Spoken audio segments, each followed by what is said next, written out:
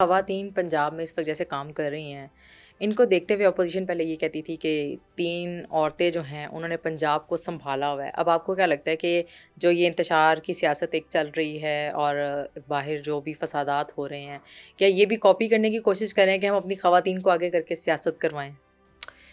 دیکھیں، اگر خواتین نے ملک فار ایگزامپل سنبھالا ہوا ہے تو اس کی 2 سائڈز آف دا اسٹوری ہے۔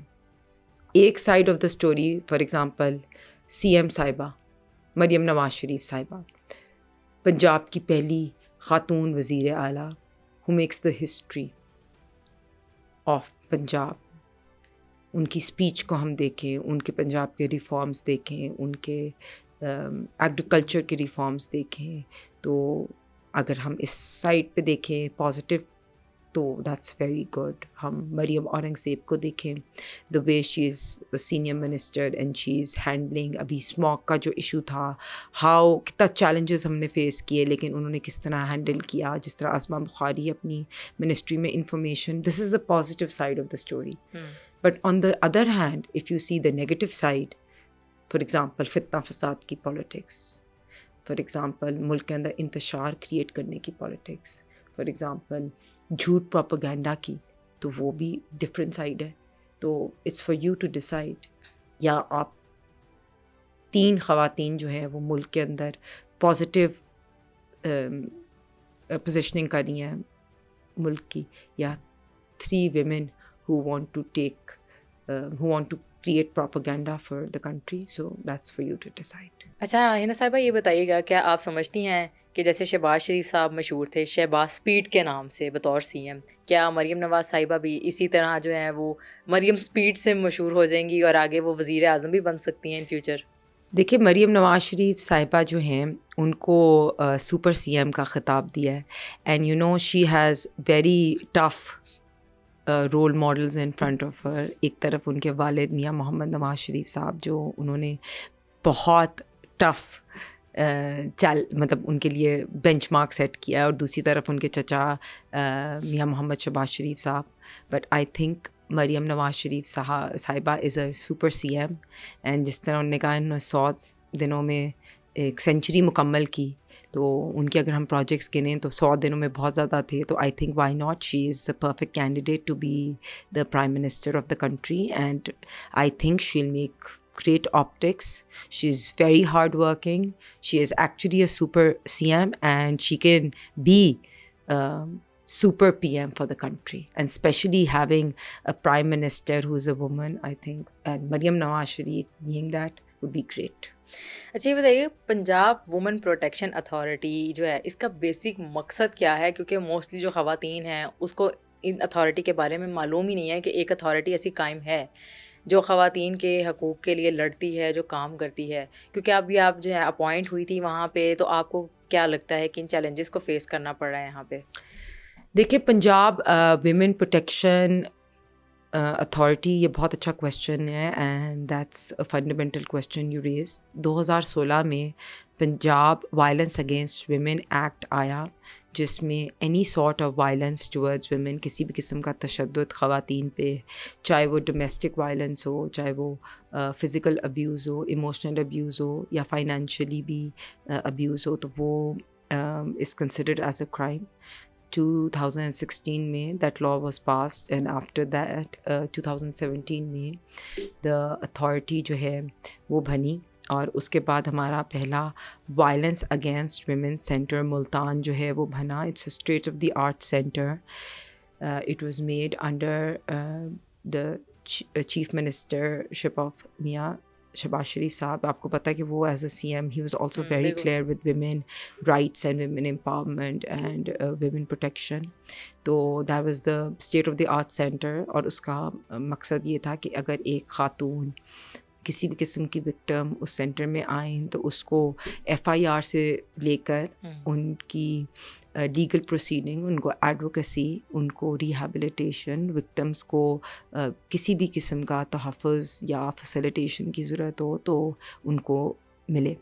So but after that because of the change of government وہ ہماری سینٹر کو بھی کافی اس کا کام کم کر دیا گیا اور پنجاب ویمن پروٹیکشن اتھارٹی پہ کوئی ایسا کام نہیں ہوا. بٹ ابھی دوبارہ جب سی ایم مریم نواز شریف صاحبہ آئیں تو she made sure that the Punjab women protection authority اس کو دوبارہ ریویمپ کیا جائے.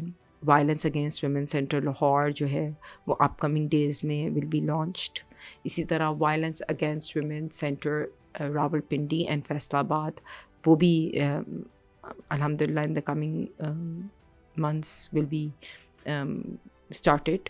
تو آئی تھنک کہ خواتین کے جتنے بھی مسئلے ہیں ان کو ابھی بھی بہت ضرورت ہے کہ ان کو ہم اسپاٹ لائٹ میں لائیں, بیکاز مجھے نہیں پتا تھا کہ اتنا زیادہ ایشوز ایگزسٹ کرتے ہیں. Because now that I have entered this field I see that there are so many issues.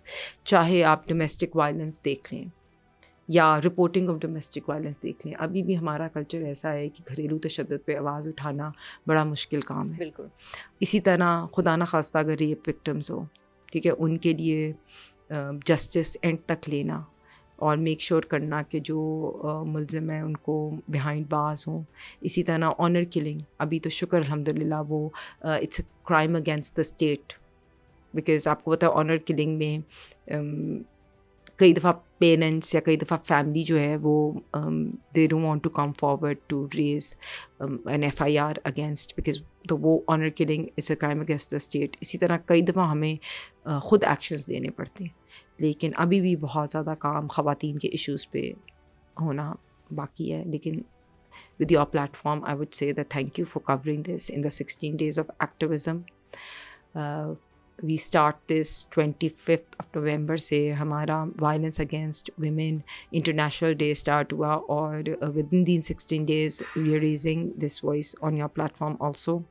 And thank you for always supporting and raising your voice for women rights. 16 days of activism شروع ہوا ہے. اس کے تحت سی M صاحبہ نے تمام جو buildings ہیں, تمام عمارتیں ہیں, ان کو نارنجی رنگ سے جو ہے اس کو سجایا ہے. تو بیسکلی نارنجی رنگ سے کیوں سجایا گیا, اس کا کیا مقصد ہے؟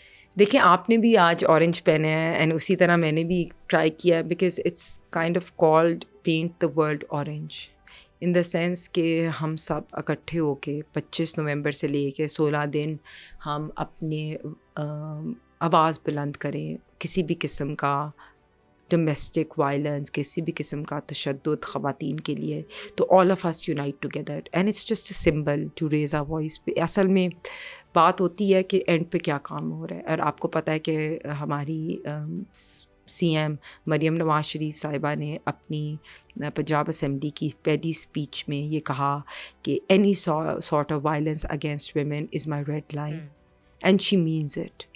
خواتین پہ کسی بھی قسم کا تشدد ہو, کسی بھی قسم کا انجسٹس ہو, she is the first person to raise her voice. And اسی طرح ہمیں بھی ڈائریکشنز ہیں اور پنجاب کی ساری ڈپارٹمنٹس کو یہ ڈائریکشن ہے کہ خواتین کے لیے کسی بھی قسم کا اگر ان پہ کوئی بھی تشدد ہو تو ہم نے اپنی آواز بھی ریز کرنی ہے, and it's a red line. 4000 cases report ہوئے پنجاب میں, جن میں ریپ کیسز بھی تھے, زیادتی کے, تشدد کے. تو اب کیا سمجھتی ہیں کہ جیسے اب آپ نے عہدہ سنبھالا ہے, سی ایم صاحبہ بھی اس پہ کوششیں کر رہی ہیں, کس حد تک اس میں کمی واقع ہو سکتی ہے, کتنے % تک اس میں کمی آئے گی؟